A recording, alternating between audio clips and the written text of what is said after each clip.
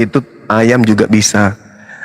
Jadi kekeliruan Kristen selama ini di doktrin dan di dogma di luar data.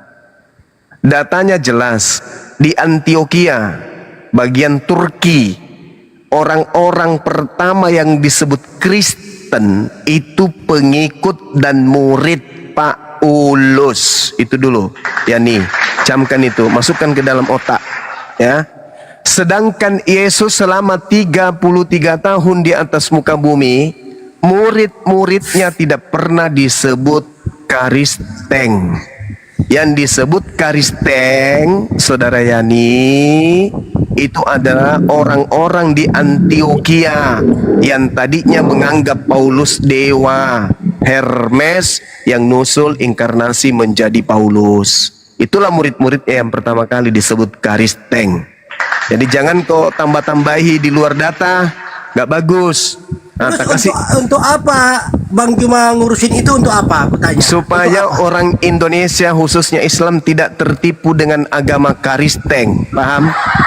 Tidak tertipu. Supaya Ya, orang Islam Bang Juma Indonesia aja tahu tertipu. bahwa Karisteng itu agama yang berasal bukan dari Yesus, paham? Tidak semua orang Islam Itu juga tujuannya, sama dengan Anda, itu Bang Juma. tujuannya Saudara Yani, supaya umat Islam Indonesia cerdas, tidak ditipu dengan mengikut agama Kristen, sebab mereka akan tahu dari Bang Suma bahwa ternyata Kristen itu tidak berasal dari Yesus, tapi berasal dari Paulus. Nah, Paulus disebut sebagai tokoh Kristen, itu tertulis di Kisah Para Rasul,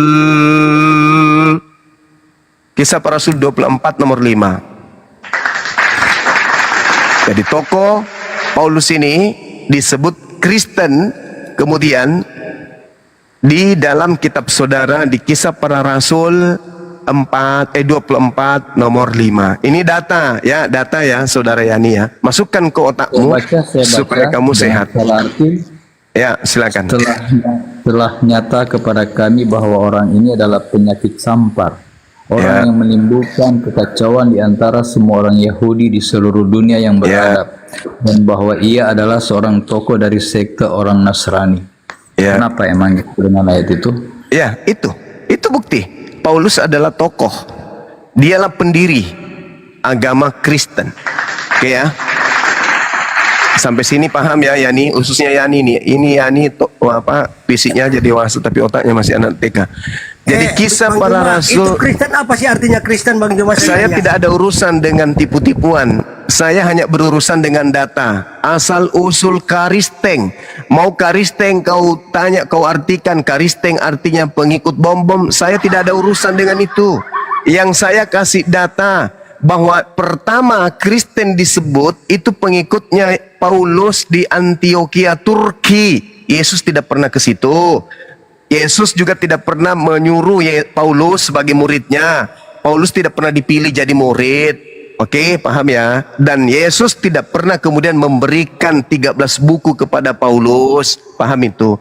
Kemudian Kisah Para Rasul 24 nomor 5, di situ jelas tertulis oleh kitabmu sendiri. Paulus ini tokoh dari agama Kristen. Oke? Sampai di sini paham. Jadi kesimpulan saya, Karisteng itu bukan agama dari Yesus. Karisteng agama dari Paulus. Di Antioquia pertama kali pengikut Paulus disebut Karisteng. Jadi Yani ini sama dengan 1000% pengikut Paulus, murid Paulus, bukan murid Yesus. Demikian. Bisa tanggapi kesimpulannya itu kan kesimpulan Bang Suma. Ya, silakan. Sekarang Bang Suma, apa artinya Kristen itu sebenarnya kalau Bang Suma tahu?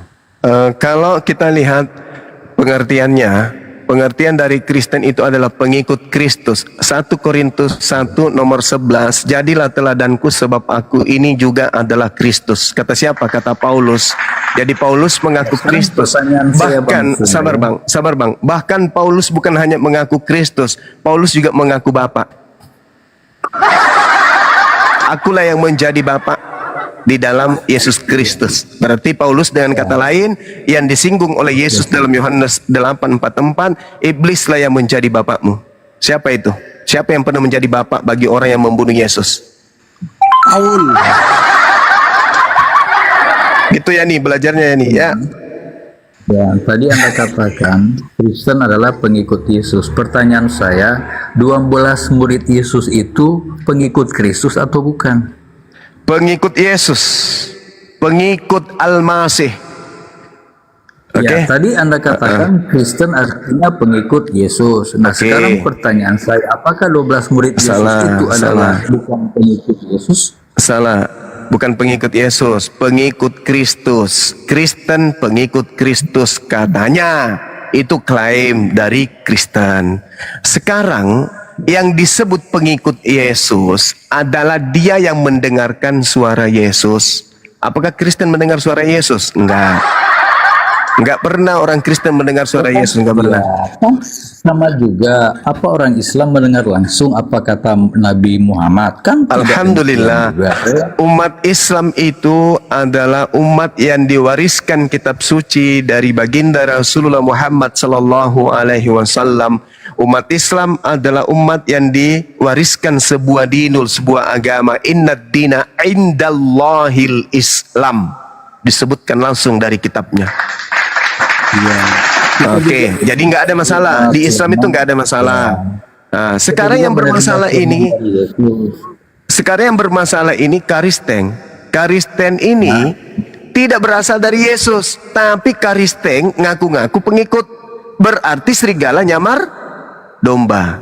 Kan Yesus sudah mengatakan waspadalah wahai Bani Israel. Jangan bahas serigala berbulu domba, Bang Juma. Wah, gimana ceritanya? Domba itu Bani Israel, kalian Bani Israel kagak? Jangan bilang yang nabi palsu, jangan. Ulangan 33 nomor 4 yang disebut domba, Yeremia. Menyinggung, menghina agama lain, tak suka saya. Yesus yang mengatakan itu, bukan saya. Tangkap Yesus. Tangkap Yesus. Bukan saya yang mengatakan itu. Cuma saya kasih tahu, dengar saya. Tangkap Yesus yang mengatakan bahwa di luar Yahudi adalah serigala nyamar domba. Tangkap Yesus. Yesus yang mengatakan itu. Al-Quran sudah menulis itu, Bang Juma, akan ada orang seperti Anda ini sebenarnya di dunia ini. Mana di dalam Al-Quran? Mana? Yesus yang mengatakan waspadalah wahai muridku. Surat ada nggak Kristen? 108 itu, Bang Juma, itu kan yang tertulis, makanya akan ada seperti begini. Ada tidak kemudian Yesus menyebut bahwasanya akan ada domba berasal dari luar Yahudi? Ada nggak? Nggak ada. Domba itu Bani Israel. Kalian Bani Israel nggak? Bukan. Tapi kalian mau disebut Bani Israel nggak? Mau. Makanya ada Israel rohani. Nah, siapa yang nyamar-nyamar Israel? Yang bukan Israel tapi ngaku Israel. Siapa tuh? Karisteng. Nah, Karisteng. Bang Juma tahu Kristen itu apa? Arti Kristen apa? Kristen. Saya sudah sebutkan tadi, Karisteng menurut Karisteng adalah pengikut Kristus menurut Karisteng. Wahai Yesus, ya paman, apakah engkau tahu apa itu Karisten? Ente. Dek Nara. Bang Christian, Bang Kris, ini apa ini? Lanjut aja, aku malas Bang Juma ini. Nah, ini saya tambah dosa, saya marah-marah. Lagian kamu nggak diundang lunai kok. Tambah dosa Bang Handi. Saya Bang Handi itu kita bersaudara semua, Bang Handi. Nah, ada Pak Yani, izin Ya Allah, bentar ya dulu Karim. Pak Yani ya. Kasih kesempatan Bang Kris. Teman-teman tap layar dulu ya. Agamamu itu, Saudara Yani, agamamu itu diperintahkan untuk diajarkan kepada umat Islam. Markus 16 nomor 15, Matius 28 nomor 19. Makanya ada yang disebut misionaris, ada yang disebut program hamilisasi seperti yang kamu lakukan. Aku Ada menonton yang bareng disebut, ini, menonton ada yang bareng disebut bola. indomisasi. Lanjut aja sudah. Saya Itu. pusing aku udah Oleh mau- karena Bang Juma, adanya Bang Handi, aku gerakan-gerakan mau ya. Kristen seperti Aku- itulah kemudian saya tampil menjelaskan, kalian semua dengarkan, Karisteng itu bukan agama yang diajarkan oleh Yesus. Karisteng itu agama yang berdiri sendiri di luar Yesus. Yesus tidak mengenal Kristen. Yesus tidak mengenal Paulus. Yesus tidak mengenal gereja. Yesus tidak mengenal kitab Lukas, Markus, Matius, Roma, Kaliki, Palipi, dan seterusnya. Yesus tidak mengenal buku-buku itu. Ini harus saya jelaskan, harus saya terangkan. Kalau ada saudara Kristen yang membantah, silakan angkat bicara, kasih data. Sederhana bukan? Nah, kalau hari ini ada yang mengatakan Al-Quran itu bukan dari Nabi Muhammad, silakan kasih data. Islam itu bukan dari Nabi Muhammad, kasih data. Sederhana kan? Seperti saya.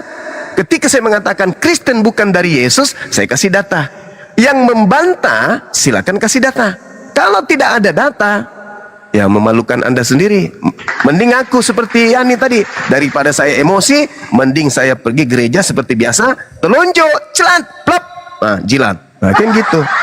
Itu yang sedang dicari si Yani itu. Silakan teman-teman yang lain. Ya, kalau diskusi seperti ini memang harus tebal telinga, tapi si teman tadi itu emosian. Jadi gini Bang Sumaya. Silakan Bang. Sebenarnya saya juga jadi lebih rajin baca Alkitab, melihat diskusi seperti ini ya.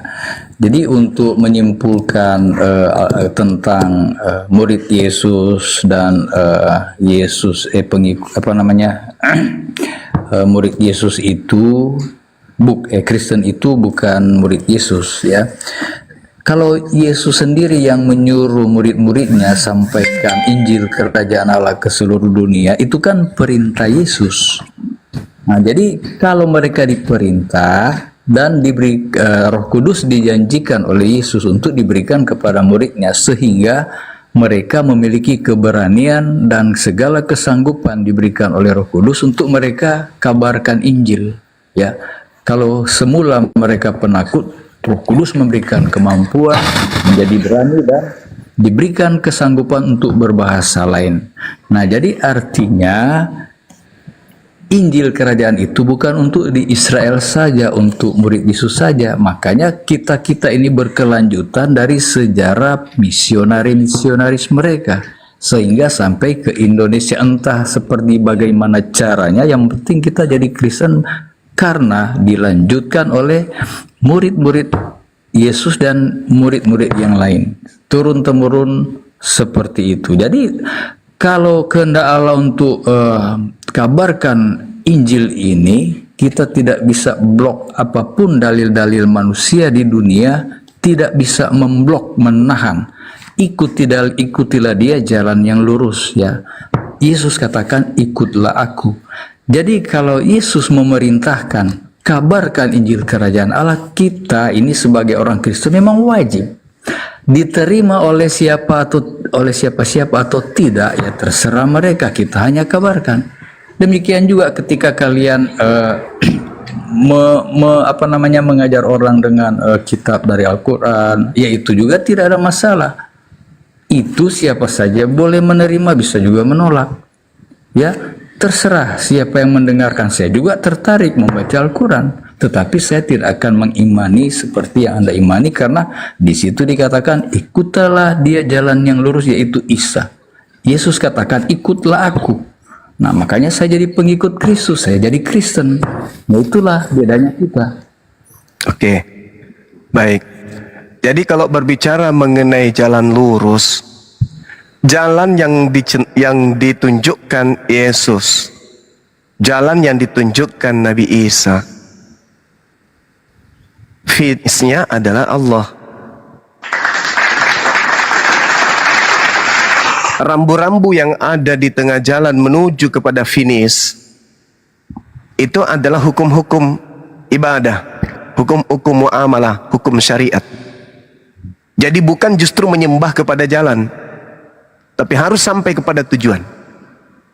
Nah, sekarang ketika saudara berbicara Matius 28, beritakanlah Injil, jadikanlah bangsa seluruh muridku dan beritakan Injilnya Yesus dong. Jangan beritakan karangan-karangan orang yang justru tidak bertemu dengan Yesus. Yesus memberitakan Injil. Mana Injil Yesus? Cari. Karena Yesus mengatakan dalam Yohanes 17 nomor 8, ada berita di situ. Minimal ini yang dipercayai oleh saudara-saudara Kristen yang masih berakal. Apa itu? Segala firman yang engkau berikan kepadaku telah aku sampaikan kepada mereka. Telah aku sampaikan kepada mereka.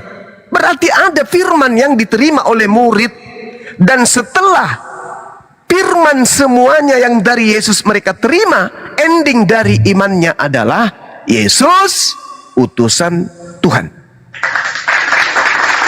Segala firman yang engkau berikan kepadaku telah aku sampaikan kepada mereka, dan mereka telah menerimanya, dan mereka percaya dengan pasti bahwa engkaulah yang telah mengutus aku. Berarti Yesus setelah menerima pengajaran firman kepada murid-muridnya, dan muridnya telah menerima firman itu, mereka beriman Yesus adalah Rasul. Sedangkan Kristen menerima firman, menerima perkataan dari Lukas, dari Markus, dari Matius, dari pengarang Yohanes, dari Paulus. Tidak menerimanya langsung dari Yesus, tidak menerima langsung dari murid Yesus, tapi menerima dari orang-orang yang tidak dikenali oleh Yesus, dan mereka tidak pernah sama sekali bertemu dengan Yesus. Sehingga apa endingnya, finishnya? Justru menuhankan Yesusnya. Makanya Kristen dan murid Yesus itu berbeda. Kristen ini murid daripada Paulus di Antioquia, Turki. Mereka pertama-tama yang disebut Kristen. Sedangkan murid Yesus tidak disebut Kristen. Mari kita lihat polanya. Murid Yesus menyembah kepada yang di langit, yang tidak pernah nuzul menjadi manusia. Yohanes 4 nomor 22 kata Yesus, aku dan muridku menyembah apa yang kami kenal. Sedangkan mereka, kalian menyembah apa yang kalian tidak kenal. Yesus dan muridnya sama-sama satu tempat ibadah, yaitu sinagoge atau Baitullah atau Bait El. Yesus dan muridnya sama-sama beribadah. Menyembah kepada siapa? Menyembah kepada Sang Pencipta, Khalik. Makanya Yesus mengatakan, kami menyembah apa yang kami kenal, kalian menyembah apa yang tidak kalian kenal. Itu Yesus dan muridnya. Makanya dalam Yohanes 10 nomor 27, aku mengenal muridku, muridku mengenal aku, mereka mendengarkan suaraku. Bukan suara Paulus yang mereka dengar, tapi suaraku. Bukan suara Lukas yang mereka dengar, tapi suaraku. Dan mereka mengikuti aku, bukan mengikuti Paulus, bukan mengikuti bapak-bapak gereja, bukan mengikuti orang Romawi, bukan mengikuti orang Yunani, bukan mengikuti orang Katolik, Protestan, dan bukan, tapi mengikuti Yesus. Itulah murid Yesus. Nah, kondisi ini kemudian yang harus diberitakan kepada seluruh makhluk, bahwa Yesus adalah Rasul yang datang kepada Bani Israel, bahwa Yesus adalah Rasul yang khusus kepada domba yang sesat dari Bani Israel, bahwa Yesus adalah Rasul yang mengajarkan dirinya utusan Tuhan kepada Bani Israel. Beritakan itu sampai ke ujung bumi. Beritakan. Jangan justru diberitakan, diajak orang indomisasi, hamilisasi, nyembah Yesus. Itu bukan ajaran Yesus. Makanya tema kita ini, asal usul Kristen nyembah Yesus itu dari mana? Karena di situ ada jembatan terputus, dan jembatannya cukup panjang. Tak ada hubungannya antara agama Kristen yang dibawa oleh Jerman dan Belanda masuk ke Nusantara ini dengan Yesus yang adalah Mesias bagi Bani Israel. Simpulnya, segala firman yang engkau berikan kepadaku telah aku sampaikan kepada mereka, dan mereka telah menerimanya. Mereka telah menerimanya, bukan baru menyelidiki, bukan baru mau mencari saksi-saksi, bukan, tetapi mereka sang murid sudah menerima. Dan ketika mereka menerima, mereka percaya bahwa Yesus benar-benar adalah Rasul utusan Elohim, bukan tukang sihir, bukan penista agama, bukan anak zina, sesuai dengan tuduhan orang-orang Yahudi kebanyakan pada masa itu. Seperti itu, Bang, silakan. Ya. Kita tutup ya yang disampaikan Yesus. Tidak seorang pun bisa sampai kepada Bapa kalau tidak melalui aku.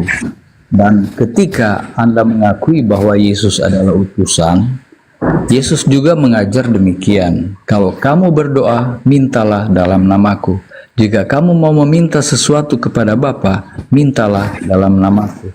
Sekarang pertanyaan saya, Anda akui Yesus utusan, adakah Anda berdoa kepada Bapa di surga dengan menggunakan nama Yesus? Oke, saya jawab. Nah, ketika Yesus berkata, jika engkau berdoa dalam namaku, jika engkau Inilah hebatnya Allah menciptakan akal kita. Sebab akal itu akan memberikan sinyal, sinar, cahaya kepada umat manusia agar bisa mendudukkan perkara, baik itu kata, baik itu huruf, baik itu kalimat, atau apapun itu yang dicerna oleh panca indera manusia. Nah, kita lihat Yesus berkata kepada murid-muridnya di dalam Yohanes 15 misalnya, atau di dalam Yohanes 14 misalnya, kalau kalian berdoa, berdoalah dalam namaku. Nah, sekarang kamu di situ, Yesus berkata kepada siapa di situ? Kamu di situ siapa? Dia ajarkan kepada murid-muridnya. Ya. Sekarang kamu di situ siapa, Bang? Orang Indonesia? Iya, kalau kamu berdoa ini sudah umum. Kalau kita sudah Nah, jadi inilah celakanya aku bilang. Inilah yang saya katakan. Inilah yang saya katakan kelemahan saudara-saudara saya Kristen. Karena ajaran Yesus kepada Bani Israel ditelan bulat-bulat, seakan-akan Yesus sedang mengajar kepada Kristen. Tadi di awal tidak ada hubungannya antara ajarannya antara Yesus dengan Kristen. Berarti ketika Yesus berkata, perkataan Yesus itu hanya untuk kepada pengikutnya, bukan kepada Kristen. Inilah capeknya kita menjelaskan. Ketika orang Kristen itu, Anda katakan Kristen itu pengikut Yesus. Anda kan katakan arti Kristen pengikut Yesus.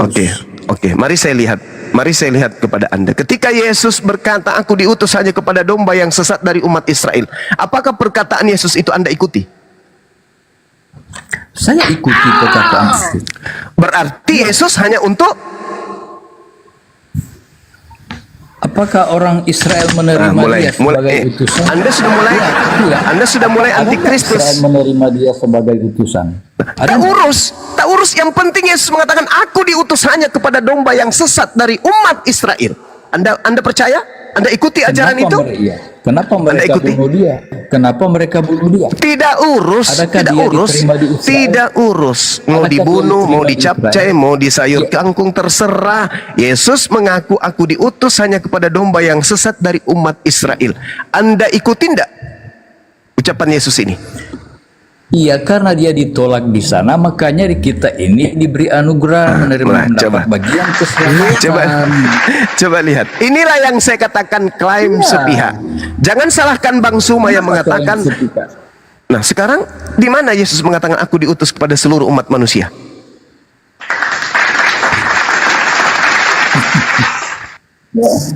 Aduh, dikaruniakan anak tunggal.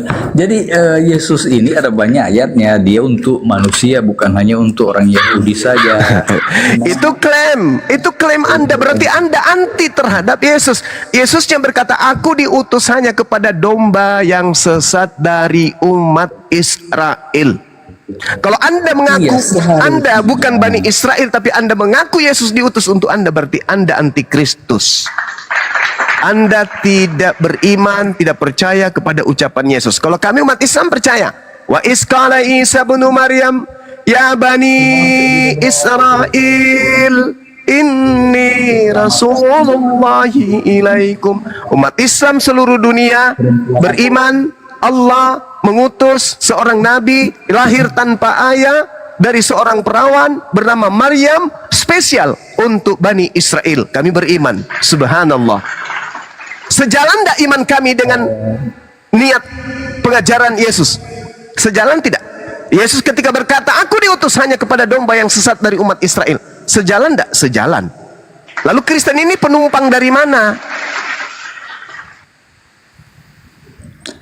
Ada juga nubuatkan, akan dinubuatkan juga umatku menolak sehingga diberikan keselamatan untuk bangsa-bangsa lain. Yesus juga mengucapkan itu. Jadi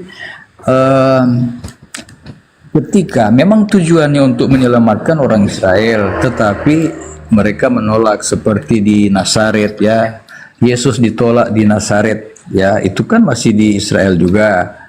Dan ya, ahli-ahli Taurat, orang-orang Farisi, ya, tokoh-tokoh agama, ya, mereka menolak.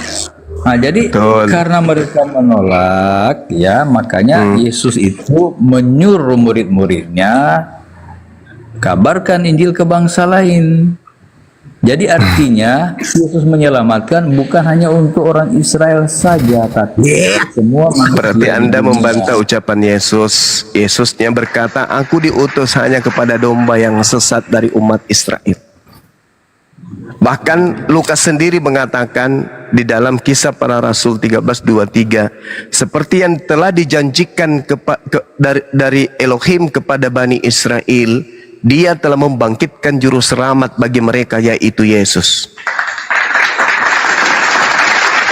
Anda lihat apa tujuan Yesus dibunuh di dalam Yohanes 4:11, Yohanes 11 nomor 40, 47, 48. Apa tujuannya Yesus dibunuh? Untuk menyelamatkan Bani Israel dari penjajahan Romawi. Tak ada hubungannya Kristen dengan Yesus. Tak ada hubungannya. Jadi Yesus ini hanya untuk Bani Israel saja. Yesus ketika pengajaran di tengah-tengah Bani Israel, dia berkata, waspada, waspada, waspada, waspada, waspada. Waspada kepada siapa? Waspada kepada ahli Taurat. Kenapa ahli Taurat ini mau diwaspadai? Kenapa orang Farisi ini mau diwaspadai? Ada apa? Alasannya jelas sudah terbukti hari ini. Sebab ahli Taurat, orang Farisi akan membentuk satu sekte baru yang membawa-bawa nama Yesus dan mendudukkan Yesus dalam perkara yang tidak seharusnya. Makanya dia harus diwaspadai. Dia, coba saudara lihat di dalam Lukas 21 nomor 8. Waspadalah kepada penyesat yang datang kepadamu dengan memakai namaku. Jadi penyesat itu datang dengan memakai nama apa? Namanya Yesus. Namanya Yesus. Ada enggak kemudian setelah Yesus terangkat ke langit, orang datang membawa-bawa nama Yesus? Bang Suma, ya ini ada contoh di Lukas 7 ya. Ada seorang bukan orang Israel ya. Yesus menyembuhkan hamba seorang perwira di Kapernaum ayat 1. Tapi saya langsung ke ayat 9 ya. Ini seorang, atau saya baca Pak? Silakan. Nah, setelah Yesus selesai berbicara di depan orang banyak, ini di Lukas 7 ya. Dari situ ada seorang perwira yang mempunyai seorang hamba yang sangat dihargainya. Hamba itu sedang sakit keras dan hampir mati. Ketika perwira itu mendengar tentang Yesus, ia menyuruh beberapa orang tua-tua Yahudi kepadanya untuk meminta supaya ia datang dan menyembuhkan hambanya. Mereka datang kepada Yesus dan dengan sangat mereka meminta pertolongannya. Katanya, ia layak engkau tolong, sebab ia mengasihi bangsa kita dan dialah yang menanggung pembangunan rumah ibadat kami. Lalu Yesus pergi bersama-sama dengan mereka. Ketika ia tidak jauh lagi dari rumah perwira itu menyuruh sahabat-sahabatnya untuk mengatakan kepadanya, Tuan, janganlah bersusah-susah sebab aku tidak layak menerima Tuan di dalam rumahku. Ya karena ini kan dia bukan orang Israel ya. Sebab itu aku juga menganggap diriku tidak layak untuk datang kepadamu. Tetapi katakan saja sepatah kata maka hambaku ini akan sembuh. Sebab aku sendiri seorang bawahan dan di bawahku ada pula prajurit. Jika aku berkata kepada salah seorang prajurit itu pergi, maka ia akan pergi. Dan kepada seorang lagi datang, maka ia datang. Ataupun kepada hambaku, kerjakanlah ini, maka ia mengerjakannya.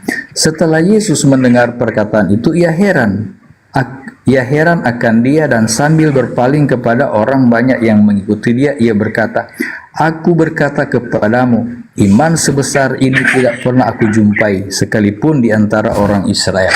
Jadi saudaraku, ini adalah contoh di luar Israel ya, yang memiliki iman terhadap Yesus. Dan dia diterima oleh Yesus, imannya kepada Yesus. Jadi dia bukan orang Israel.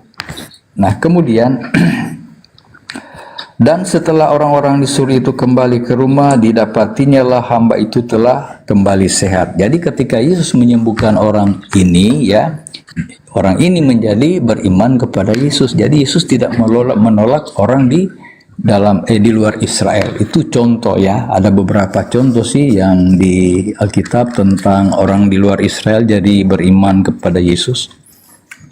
Ya, baik.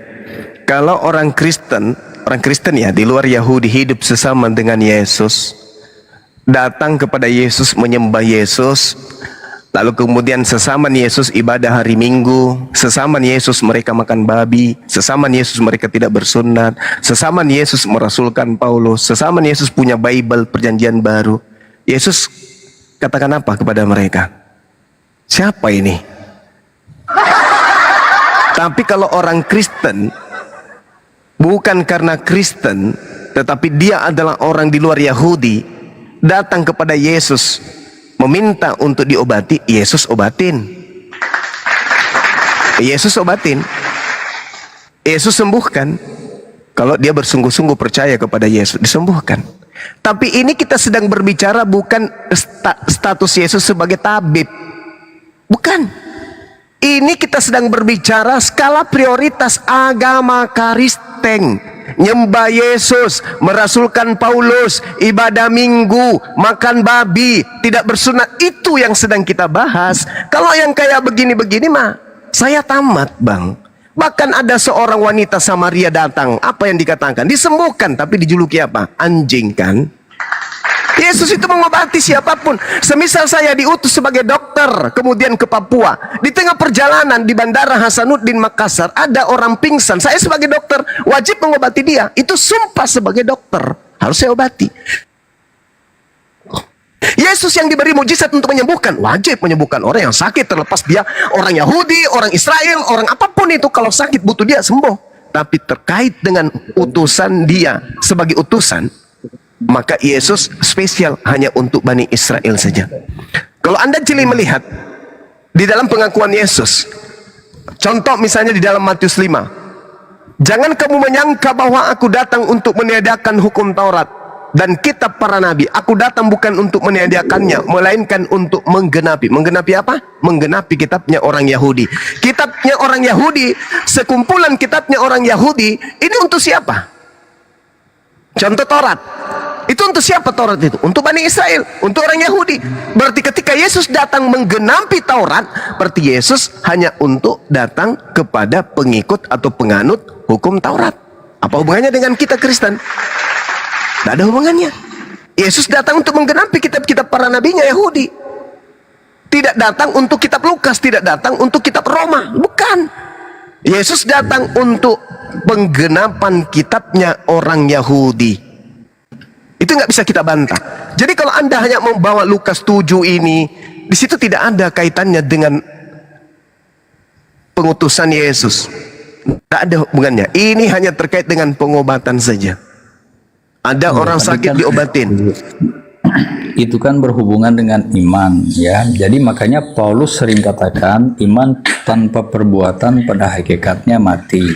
Adakah iman membatalkan hukum Taurat karena iman? Kalau iman tanpa akal, gimana Bang? Kami, bentar dulu Pak, kami meneguhkannya. Jadi artinya ketika Paulus katakan iman tidak membatalkan hukum Taurat, jadi artinya ketika kita sudah beriman kepada Yesus, hukum Taurat itu tidak dibatalkan. Jadi kalau Kristen itu harus melakukan hukum Taurat, dan orang yang melakukan hukum Taurat harus beriman kepada Yesus. Jadi kedua-duanya itu akan jumpa di kitab Wahyu, ya. Yang penting di sini adalah ketekunan orang-orang kudus yang memelihara hukum-hukum Allah dan memiliki kesaksian Yesus. Jadi harus kedua-duanya. Jadi kalau Anda katakan tentang tadi, ya, Anda singgung soal hari Minggu dengan makan babi, ya sebenarnya Anda salah alamat. Saya bukan pemelihara hari Minggu dan saya juga tidak makan babi. Justru saya vegetarian, ya. Jadi sayangnya ajaran Anda dari sana, cuman diedit sedikit. Jadi gini Bang, gantian kita. Di Lukas 7 ketika ada seorang yang datang kemudian, ya, di Kapernaum itu, dia datang kepada Yesus, tidak datang mengimani Yesus Tuhan, tidak datang mengimani Yesus jelmaan Tuhan. Tidak, beda dengan Kristen. Jadi jadi percayanya orang yang ada sesama Yesus di luar Yahudi kepada Yesus, dia hanya percaya dia ini adalah Mesias, dia ini adalah utusan Tuhan, dia orang yang diberi berkat, dia orang yang diberi mukjizat. Aku datang berobat, sembuh. Beda dengan Kristen. Yesus ini Tuhan, Yesus ini dewa yang datang inkarnasi jadi manusia. Beda dengan Kristen. Orang yang datang kepada Yesus pada masa Yesus di luar Yahudi datang hanya untuk sebagai pasien yang butuh diobati. Sebagai tabib dia obati. Berbeda dengan Kristen. Kristen ini sekelompok manusia di luar ajaran Yesus yang datang ngaku-ngaku sebagai pengikut Yesus, tapi apesnya dituhankan Yesus ini. Yesus itu mengajarkan dirinya sebagai utusan, Bang. Sekarang kesimpulan aja deh. Kristen mengatakan Yesus itu Tuhan. Menurut Yesus, dirinya itu siapa? Dia adalah berasal dari Bapa. Berasal dari Bapa. Nah, kita ini semua berasal dari mana? Kalau kita ini berasal dari mana? Kita semua adalah ciptaan Allah. Berasal dari mana kita ini? Dari Allah. Semua yang ada di dunia ini adalah semua apa yang ada di langit dan di bumi berasal dari Tuhan. Tidak ada yang berasal dari diri sendiri. Berarti Yesus sama posisinya. Nah sekarang pertanyaan saya, menurut Yesus, Yesus itu siapa menurut Yesus? Dia adalah anak Allah, dia adalah utusan, dia adalah hamba Allah. Ya udah. Terus kenapa dituhankan oleh orang Kristen? Yesus pernah berfirman, ya, kepadaku telah diberikan kuasa di surga dan di bumi, ya. Jadi kuasa ini adalah menjalankan misinya apa yang diamanatkan oleh Bapa. Dan kalaupun penyebutan Tuhan itu di Filipi 2 ayat 9, 10, 11 itu dikatakan Allah mengaruniakan kepada anaknya nama di atas segala nama. Dan nama itu adalah Yesus Tuhan. Disebut Tuhan, itu dikaruniakan kepadanya. Jadi ketika Paulus dipakai oleh Roh Kudus ya untuk menjelaskan itu, kita orang Kristen tidak menolak untuk menyebut Yesus Tuhan. Jadi Rasul Paulus kalau Anda katakan bukan Rasul Tuhan, ya terserah Anda. Tetapi dari riwayat yang dialaminya, Yesus telah menugaskan Paulus untuk menyampaikan rahasia-rahasia yang belum dipahami oleh manusia-manusia di dunia. Jadi kalau Paulus katakan dikaruniakan nama di atas segala nama, ya tidak salahlah kita orang Kristen itu menyebut Yesus Tuhan. Petrus jadi Yesus ini bukan Tuhan. Yesus Tuhan. Jadi Yesus ini bukan Tuhan, cuman disebut Tuhan aja gitu. Itu nama yang diberikan karena dia sudah menyelesaikan tugas-tugasnya, maka dia layak memakai nama bapaknya disebut Tuhan. Kalaupun anak menggunakan kita sebut Tuhan, ya itu dikaruniakan oleh Allah. Begitu pemahaman Paulus. Dan kita kalau Kristen, pemahaman Yesus gimana? Pemahaman Yesusnya itu pemahaman Paulus. Sekarang pemahaman Yesusnya tentang dirinya. Tadi kan saya katakan, kepadaku telah diberikan kuasa di surga dan di bumi. Bagaimana kalau misalnya Bang, gini. Bagaimana kalau ternyata itu bukan ucapan Yesus? Ya bacalah. Kalau itu ternyata bukan ucapan Yesus, itu gimana ceritanya? Misalnya itu hanya ucapan orang yang tidak dikenal, dimasukkan ke dalam Bible. Apa yang terjadi dengan Anda? Kalau tulisan Bible ini entah dari mana ya, saya bukan ahli teologi ya. Enggak, yang kutanya kalau misalnya ini bukan ucapan Yesus, tapi ternyata dianggap sebagai ucapan Yesus, bagaimana nasib Anda kelak? Anda baca saja datanya. Ya, maksud saya kalau misal ini kan kalau kita lihat kesaksian bapak-bapak gereja pada awal mula di tahun 130 Masehi, mereka ada beranggapan bahwa buku Matius ini dituliskan oleh orang yang hidup pada tahun 80. Namun berdasarkan naskah papirus yang di Inggris atau di Jerman sekarang ini, itu dikatakan bahwa buku Matius itu ditulis pada tahun 66. Yesus sudah tak ada. Tahun 33 Yesus sudah terangkat ke langit. Pertanyaan saya, bagaimana kalau ternyata bukan Yesus yang berkata demikian? Kepadaku telah diberikan. Sedangkan ketika Yesus yang berkata, dia hanya diberikan. Siapa yang memberikan? Dialah yang maha kuasa. Yesus hanya diberikan. Berarti Yesus hanya ditumpangi kuasa yang diberikan oleh Tuhan. Yesus bukan Tuhan, diberi kuasa dia. Bukan diberi kuasa untuk menjadi Tuhan, karena tidak ada Tuhan yang dilantik, tidak ada Tuhan baru, tidak ada. Manusia yang diberi kuasa itu hanya sebatas manusia yang memiliki mukjizat, tidak berubah menjadi Tuhan. Sedangkan yang ada sekarang, Kristen berbondong-bondong menuhankan manusia yang diberi kuasa mukjizat oleh Tuhan.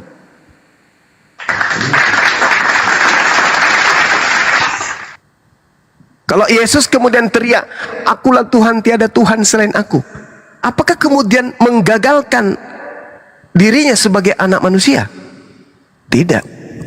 Berarti tetap aja bukan Tuhan. Akulah Tuhan, tidak ada Tuhan selain aku. Akulah yang menciptakan langit dan bumi. Kira-kira ucapan Yesus yang kayak begini membatalkan tidak kemanusiaannya? Sedang faktanya dia dikandung, dia dilahirkan, dia dibesarkan, dia dinetein. Membatalkan tidak? Tidak membatalkan.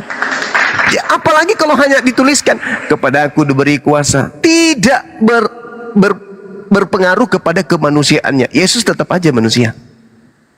Faktanya dia manusia, dia dikandung, dia dilahirkan, faktanya dia manusia. Sekalipun dia mengatakan, "Akulah Yesus yang menciptakan langit dan bumi, akulah Yesus yang memberikan napas hidup kepada seluruh umat manusia." Apakah ucapannya itu membatalkan kemanusiaannya? Tidak. Tetap aja dia manusia. Berarti ucapannya itu ada yang membisikkan untuk dia ucapkan. Makanya dia berkata apa? "Aku tidak berkata-kata dari diriku sendiri." Yohanes 12 nomor 49. Apa yang aku katakan adalah apa yang diperintahkan oleh Tuhanku untuk aku katakan dan aku sampaikan. Yohanes 14 nomor 24.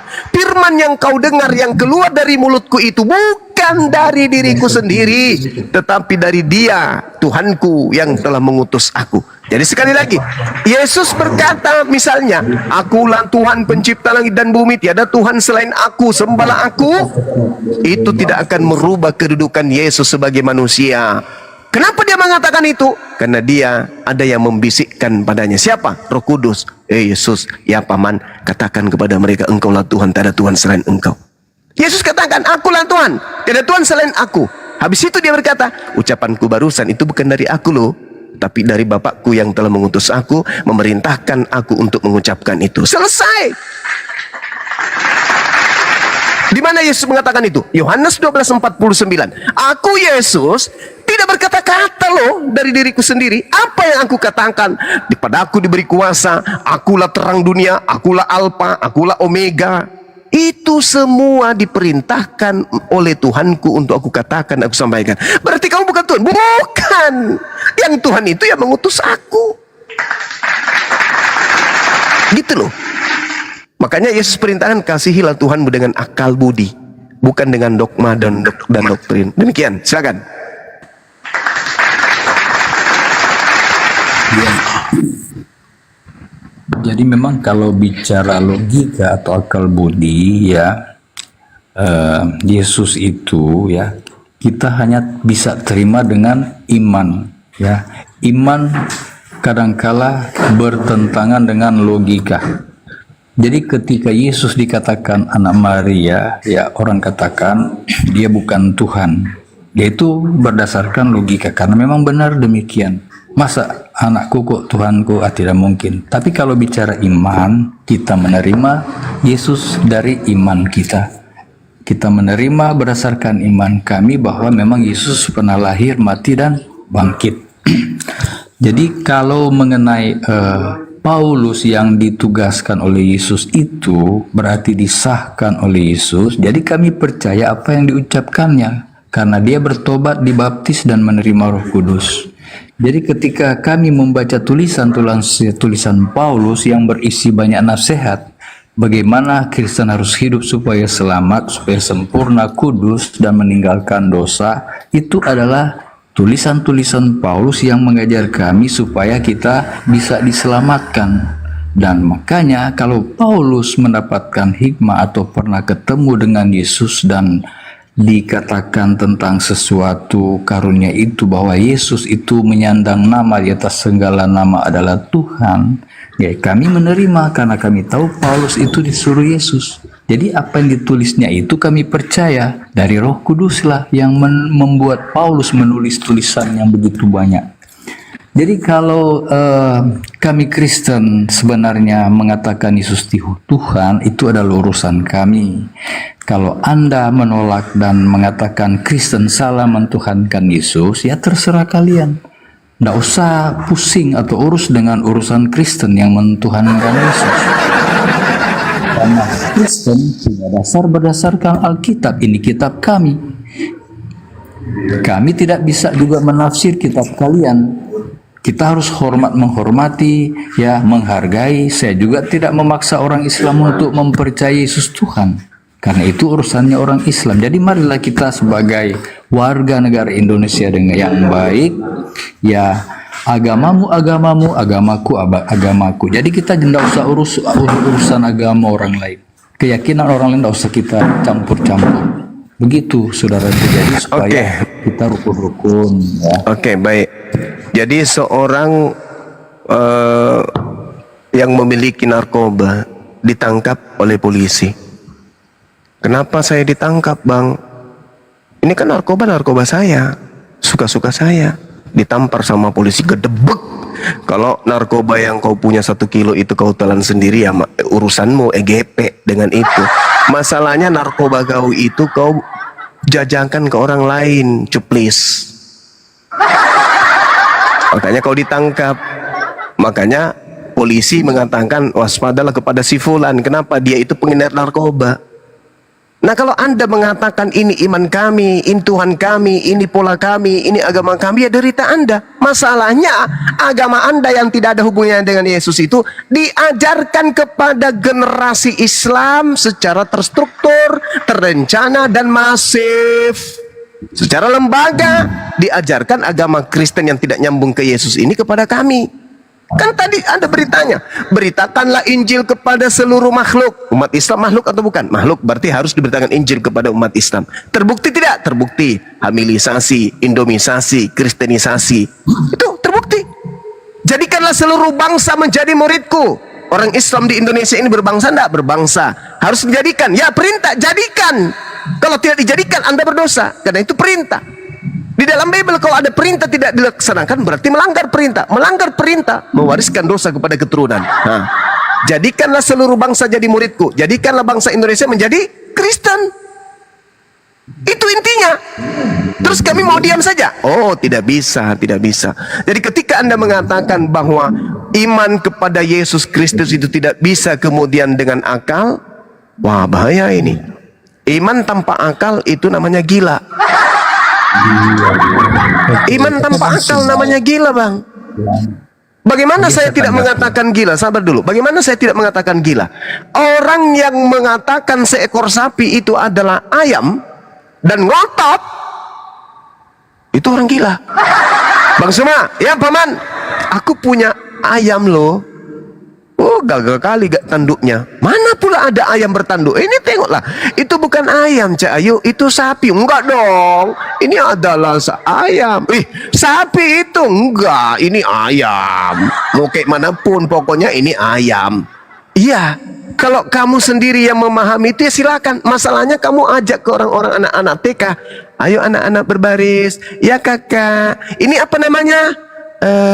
Ayam. Ore, kalian pintar. Diajarin anak-anak kecil itu bahwa itu adalah ayam, padahal itu sapi. Dogma dan doktrin yang membunuh akal ini tidak boleh dibiarkan. Tidak boleh dibiarkan. Nah, itulah yang harus saudara pahami. Makanya muncul pertanyaan, asal usul Kristen ini dari mana sih? Kok aneh kali ajarannya? Tidak sesuai dengan Bible itu sendiri. Banyak isi Bible yang bertentangan dengan ajaran Kristen. Yesus mengatakan hidup kekal itu mengenal Yesus sebagai utusan. Tapi Kristen mengenal Yesus adalah Tuhan itu sendiri. Bertentangan. Sedangkan, maaf saudara, 30 detik. Sedangkan kalau Anda lihat di dalam kitab saudara nih, kitabnya orang Yahudi, bertaburan kata bodoh, bodoh, bodoh, bodoh, bodoh. Artinya bodoh itu artinya orang yang tidak menggunakan akal. Orang bodoh tidak menggunakan akal. Semua orang yang tidak menggunakan akal pasti bodoh.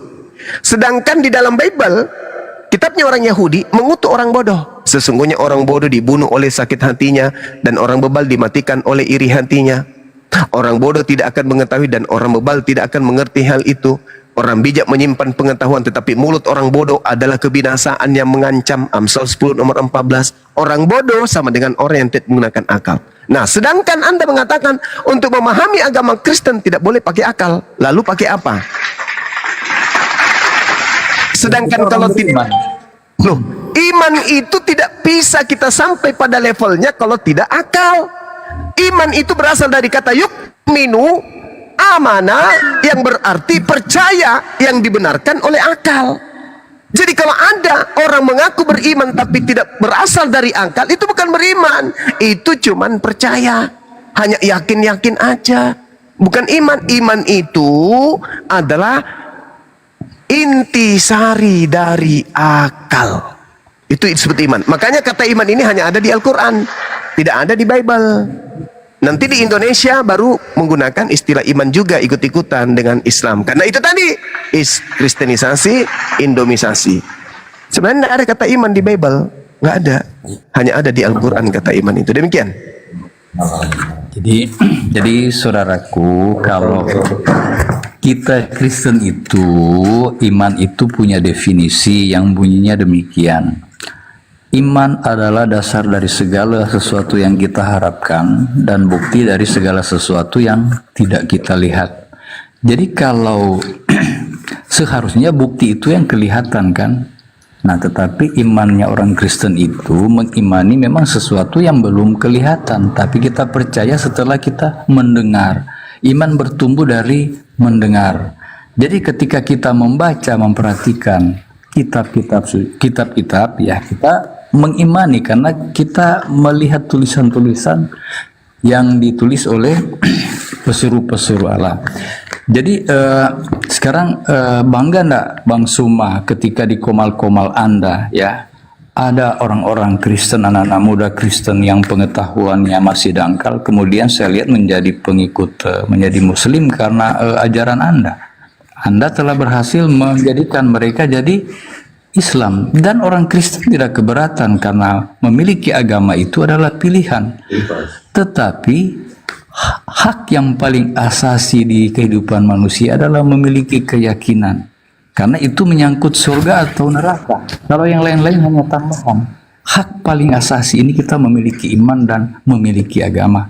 Jadi ketika saya perhatikan ya orang-orang yang telah Anda ajar sehingga mereka jadi Islam, ya orang tua mereka mungkin keberatan, ya keluarga mereka, tapi itu adalah pilihan.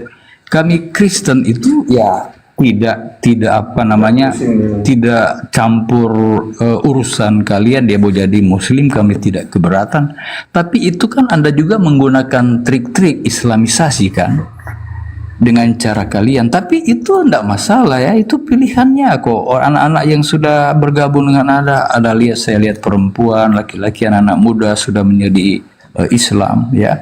Jadi jangan salahkan Kristen dengan istilah Islamisasi, karena memang kami diperintah oleh Yesus, kabarkanlah. Jadi kami juga tidak bisa menahan. Jadi ketika orang lain juga jadi Kristen, Islam jadi Kristen, Anda tidak boleh keberatan, karena Anda juga telah berhasil mengislamkan beberapa orang muda di komal-komal Anda. Jadi kita lebih baik diam aja soal urusan agama. Kalau ada orang yang menjadi Kristen, itu pilihan mereka. Ya, jadi kita impas. Jadi lebih baik kita ya hargai agama orang lain. Orang memilih agama, kita hargai, kita hormati. Ya, kita tidak usah memaksa ya, karena Roh Kudus bekerja. Yesus tidak pernah memaksa. Kalau Yesus memaksa, semua orang Yahudi jadi Kristen. Tapi Yesus menyebutkan saya atau tidak, silakan ikut. Nggak maksa aja dibunuh, apalagi enggak. Ya. Jadi tidak memaksa kita ya. Jadi itu ajaran Yesus, itu ajarkan. Kalau mereka menerima ya oke, kita terima jadi Kristen. Jadi kita begitu, jangan salah-salahkan Kristen dengan kristenisasi dengan berbagai cara. Karena saya lihat bukti Anda juga telah mengislamkan beberapa orang muda ya. Jadi gitu saja, nggak usah di apa sih, orang Kristen juga tidak keberatan Anda menjadikan mereka jadi Cukup Islam. Pak Kris, udah 3 kali diulang Pak Kris, cukup. Udah 3 kali diulang. Udah, oke. Terima kasih. Baik, saya tanggapi ya. Orang yang masuk Islam, yang saya syahadatkan, itu bukan korban indomisasi. Mereka justru mempraktekkan Ibrani 11 nomor 1. Iman adalah dasar dari segala sesuatu yang kita harapkan. Itu iman. Iman itu ada pengharapan. Dan polanya adalah akal. Tidak bisa tidak. Contoh misalnya, Anda naik ke atap rumah, di atas gunung nih, yang tinggi. Kemudian Anda berharap naik ke atap rumah itu, Anda bisa dapat ikan hiu. Apakah itu sesuai dengan harapan? Tidak.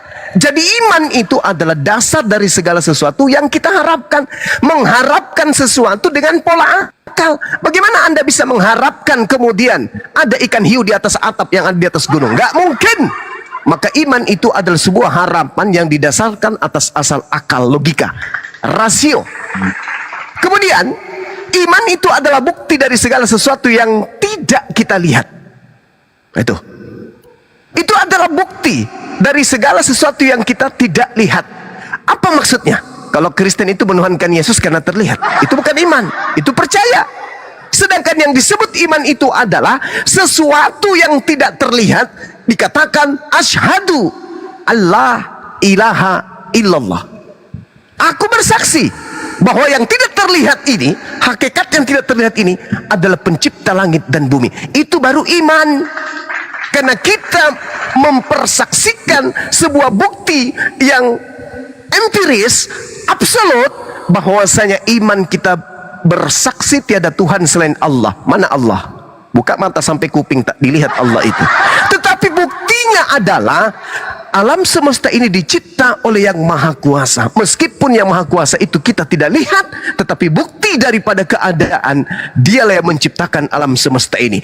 Alam semesta diciptakan, manusia belum ada. Apakah ada yang melihat Tuhan menciptakan alam semesta? Tidak ada. Wih, berarti tidak ada Tuhan. Buktinya alam semesta ada. Berarti ada yang menciptakan, tapi tidak ada yang melihat. Iya, artinya Tuhan tidak perlu dilihat dan Tuhan menciptakan alam semesta. Kita adalah makhluk yang diciptakan, cukup dengan akal melihat alam semesta ini untuk mengakui dan sampai kepada inti Tuhan itu ada meskipun tidak kita lihat. Buktinya, kita punya roh, kita punya suara, kita punya napas. Meskipun roh dan suara kita tidak bisa kita lihat, tapi itu adalah milik kita. Namun faktanya, tak ada satupun kekuatan di atas muka bumi ini yang mampu melihat rohnya sendiri. Kita manusia hidup. Katanya roh itu milik kita. Tapi kok kita tahu roh itu seperti apa? Berarti itu milik siapa? Milik yang maha kuasa yang tak terlihat. Maka dikatakan Ibrani 11 nomor 1 hanya cocok untuk Islam. Iman adalah dasar dari segala sesuatu yang kita harapkan dan bukti dari segala sesuatu yang tidak kita lihat. Sedangkan Kristen menuhankan Yesus karena Yesus datang ke bumi menjadi manusia, mati di atas pohon untuk dosa-dosa Kristen. Itu bukan iman, itu sekte, aliran kepercayaan.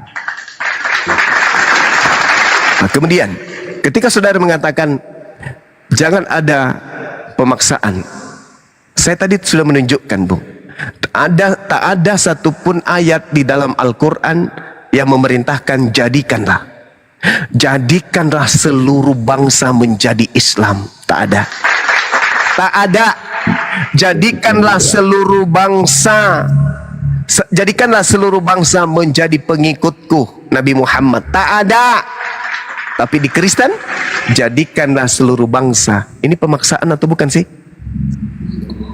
Ini suara dari Yesus sendiri, ya. Pemaksaan Yesus atau bukan? yang menyuruh. Pemaksaan Ya, atau bukan? Yesus mengharusi. Dia memaksa demi keselamatan manusia. Allahu Akbar. Jadi Ya, ada perumpamaan Yesus, ya. Jadi antara Ada ajaran perumpamaan Yesus dengan dogma gereja ajaran kasih itu bertentangan. Karena Yesus ternyata memaksa, sedangkan orang Kristen kasih. Jadi bertentangan. Nah, ini baru kali ini setelah saya berdiskusi puluhan tahun, baru kali ini ada orang Kristen jujur mengakui bahwa memang mengajarkan Kristen itu orang-orang harus dipaksakan menjadi Kristen demi keselamatan orang tersebut. Bagus. Cuman dia Bagus. memaksa demi keselamatan. Iya, demi keselamatan Dia apa? memaksa demi keselamatan. Oke. ya. Nah, sekarang permasalahannya bagaimana kalau bagaimana kalau Kristen memaksakan agama Kristen kepada kami, sedangkan perintah itu ternyata bukan perintah Yesus? Itu gimana? Itu gimana? Coba buktikan. Anda sudah mengakui Matius 28 nomor 19 itu harus dipaksa demi keselamatannya. Oke, paksalah kami. Tak apa, silakan Anda paksa. Tak apa. Tapi pertanyaan saya, alat yang kalian gunakan untuk memaksakan kehendak kekristenan kalian itu kepada kami umat Islam, apa betul itu berasal dari Yesus? Buktikan kalau Yesus pernah memberikan legitimasi terhadap ucapan, terhadap Bible, terhadap penulis kitab Matius yang Anda bawa. Nggak ada kan? Berarti selama ini kalian memaksakan agama Kristen itu adalah akal-akalan kalian sendiri. Saya kira cukup demikian. Bang Handi silakan diambil alih. Saya mau bikin kopi campur masaku dulu. Silakan. Penting dia, abang kita ini sudah mengakui. Silakan.